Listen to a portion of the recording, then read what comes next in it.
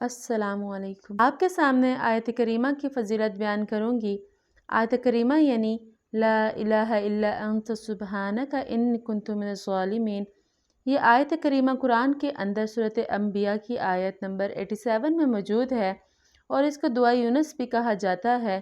حضرت یونس علیہ السلام جب مچھلی کے پیٹ میں پھنس گئے تھے تب انہوں نے یہ دعا اللہ تعالیٰ کے سامنے کی تو اللہ تعالیٰ نے ان کو مچھلی کے پیٹ سے نجات عطا فرمائی۔ تو آئیے جانتے ہیں اس ویڈیو کے اندر کہ آیت کریمہ کو پڑھنے سے انسان کو کیا کیا انعامات اس سے حاصل ہوتے ہیں، اس کے کیا فوائد اور فضائل ہیں۔ حدیث پاک کا مفہوم ہے کہ جو شخص بھی آیت کریمہ کو پڑھ کر اس کے بعد جو بھی اللہ تعالیٰ سے چیز مانگے، جس چیز کا بھی سوال کرے تو وہ دعا ضرور قبول ہوتی ہے۔ اسی طرح آپ کی بھی اگر کوئی دعا ہو، کوئی حاجت ہو، کوئی جائز خواہش ہو، کوئی کام ہو جو اٹکا ہوا ہو، پھنسا ہوا ہو اور آپ چاہتے ہوں کہ یہ حل ہو جائے، اور آپ کی کوئی بھی پریشانی ہو اور آپ چاہتے ہوں کہ یہ حل ہو جائے، تو آیت کریمہ کا اس معاملے میں پڑھنا بڑا ہی مفید ہے۔ اس آیت کریمہ کو پڑھنے کا طریقہ میں آپ کو بتاتی ہوں۔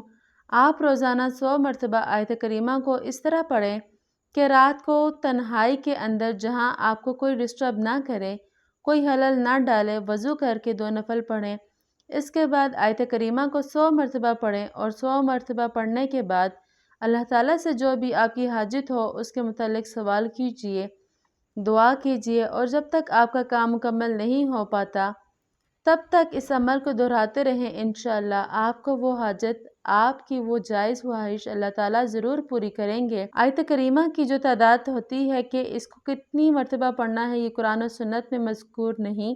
بزرگان دین اپنے تجربات کی بنا پر اس کی تعداد کو مقرر فرماتے ہیں۔ بعض اولیاء اکرام یہ کہتے ہیں کہ رات کو 313 مرتبہ پڑھ کر اگر کوئی دعا کی جائے تو وہ زیادہ مؤثر ہے۔ اس کے علاوہ کچھ لوگ اس کو 70,000 مرتبہ پورا کرتے ہیں، کچھ لوگ 1,25,000 مرتبہ اس کو پڑھتے ہیں، کچھ لوگ رمضان کے اندر 1,25,000 دفعہ پڑھتے ہیں۔ اب اس کو جتنا بھی پڑھیں اس کے فوائد اور اس کے فضائل انمول ہیں۔ ہر نماز کے بعد آپ اس کو 3 مرتبہ بھی پڑھ لیں۔ دعا آپ نے شروع کرنے سے پہلے 3 مرتبہ پڑھ لیں۔ اس کے بعد آپ جو بھی اللہ تعالیٰ سے معمول کے مطابق دعا کرتے ہیں انشاءاللہ وہ آپ کی دعا قبول ہوگی۔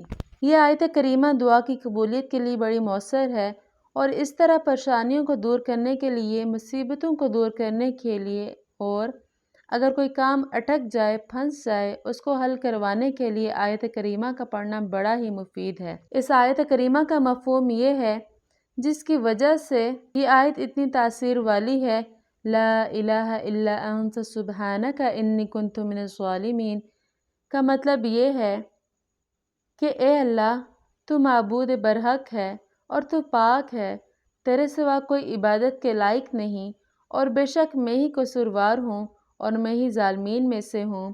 اس آیت کو پڑھ کر انسان اللہ تعالیٰ سے یہ اقرار کرتا ہے کہ یا اللہ، آپ ہی میرے معبود حقیقی ہیں، میں نے آپ ہی کی عبادت کرنی ہے اور آپ کے ساتھ میں کسی کو شریک نہیں کرتا، اور آپ پاک ہیں، آپ کی ذات جو ہے وہ پاک ہے، اور ظلم کرنے والا تو میں ہوں اور میں ہی قصوروار ہوں۔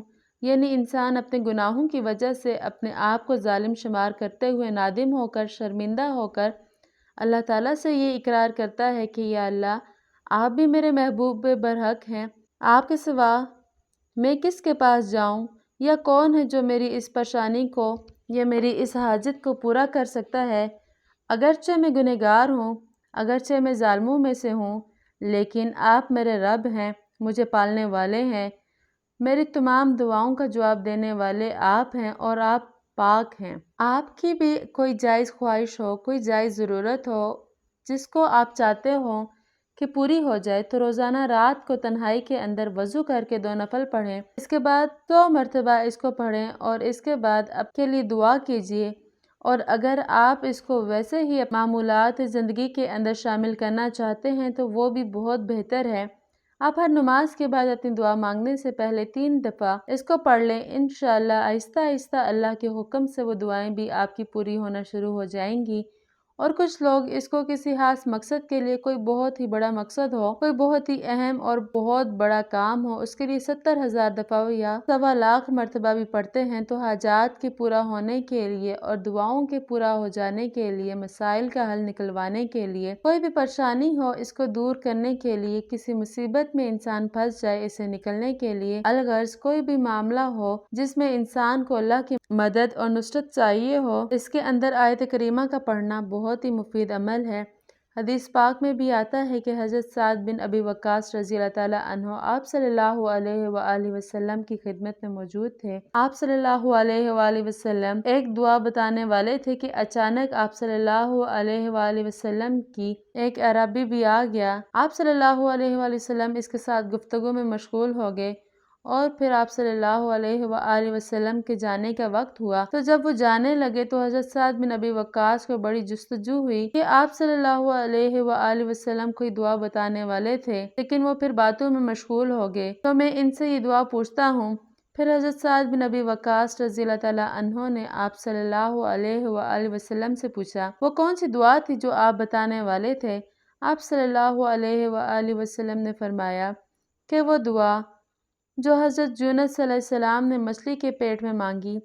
کوئی بھی مومن کسی بھی معاملے میں اللہ تعالیٰ سے یہ دعا پڑھ کر سوال کرتا ہے تو اللہ تعالیٰ اس کی حاجت کو پورا فرماتے ہیں۔ پھر کچھ لوگ یہ شکوہ کرتے ہیں کہ ہم بہت سارے وظائف کرتے ہیں، آج تک آیت کریمہ بھی پڑھتے ہیں، مختلف دعاؤں کی قبولیت کے جو وظائف ہیں وہ کرتے ہیں، ہماری حاجت نہیں پوری ہوتی، شاید جس کی وجہ سے ہمارا کام وہیں کا وہیں رہتا ہے، اٹکا رہتا ہے، اس کا کوئی حل نہیں نکلتا۔ تو اس میں اس بات کا بھی آپ غور کیجئے کہ آپ کی زندگی کیسی ہے، کہ آپ اللہ اور اس کے رسول کے حکموں کے مطابق زندگی گزار رہے ہیں، کہ آپ نماز پڑھتے ہیں، کیا آپ حلال و حرام میں فرق اور تمیز کرتے ہیں، کیا آپ کسی حرام کام کا ارتکاب تو نہیں کر رہے۔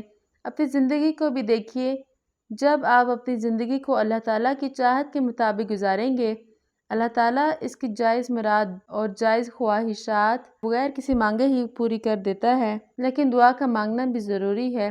اللہ تعالیٰ کے سامنے سوالی بننا اور اللہ تعالیٰ سے دعائیں مانگنا، یہ بھی اللہ تعالیٰ کو بڑا محبوب ہے، تو اس لیے آپ دعائیں بھی مانگیں، اللہ تعالیٰ کی عبادت بھی کریں، اور جب آپ اللہ تعالیٰ کو راضی کر کے کوئی بھی وظیفہ، کوئی بھی عمل کریں تو انشاءاللہ وہ جلد از جلد قبول ہوگا، کیونکہ اللہ تعالیٰ کی ذات پھر آپ سے راضی ہوگی۔